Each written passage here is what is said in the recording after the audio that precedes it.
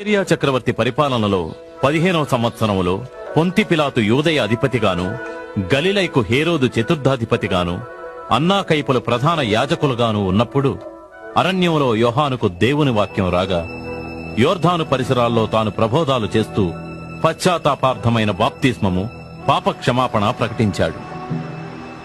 మీ పాపాల నుండి తిరగండి, బాప్తిస్మం పొందండి, దేవుడు మీ పాపాలు క్షమిస్తాడు. ప్రవక్త యేషయా గ్రంథంలో ప్రవచించిన విధంగానే అరణ్యంలో ఎవరో కేకలు వేస్తున్నారు, ప్రభువు కొరకు మార్గాన్ని సిద్ధం చేయండి, ఆయన ప్రయాణానికి త్రోవను సరళం చేయండి.